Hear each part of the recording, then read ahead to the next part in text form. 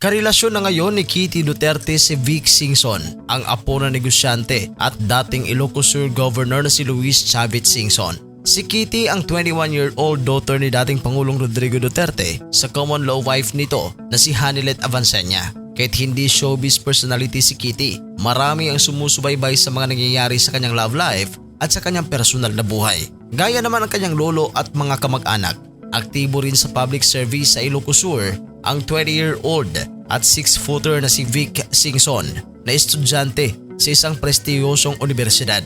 Sa impormasyong nakalap ng The Showbiz Caster, dinadalaw raw ni Vic si Kitty sa Davao City. Sa recent US trip naman ni Vic kasama ang kanyang lolo nung panahon ng laban ni Manny Pacquiao at ng Mexican-American boxer na si Mario Barrios, si Kitty umano ang madalas niyang kausap sa pamamagitan ng video calls. Nakumpirmang totoo at hindi basta haka-haka ang napapabalitang relasyon ni Kitty at Vic dahil sa pahayag ni Pacquiao na nakuna ng video.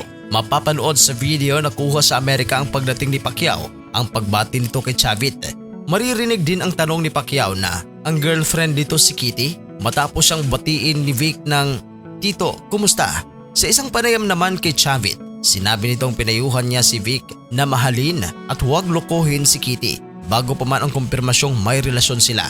Nauna nang lumabas sa social media ang mga larawang magkasama sina Kitty at Vic noong April 2025 kaya mabilis kumalat ang balita tungkol sa kanilang namumuong pagmamahalan.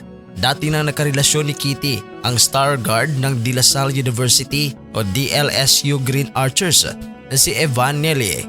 Nakita silang magkasama sa Post Malone concert at sa dinner kasama si ex-President Rodrigo Duterte sa Taguig na ibinahagi ni Senator Bongo online. Ngunit kamakailan, napansin ng mga mapanuring netizen na hindi na niya pinafollow si Evan sa Instagram.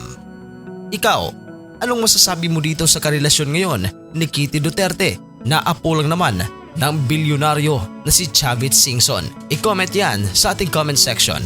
At sa mga hindi pa nakapag-subscribe, huwag kalimutan na mag-subscribe sa Showbiz Caster. Maraming salamat po.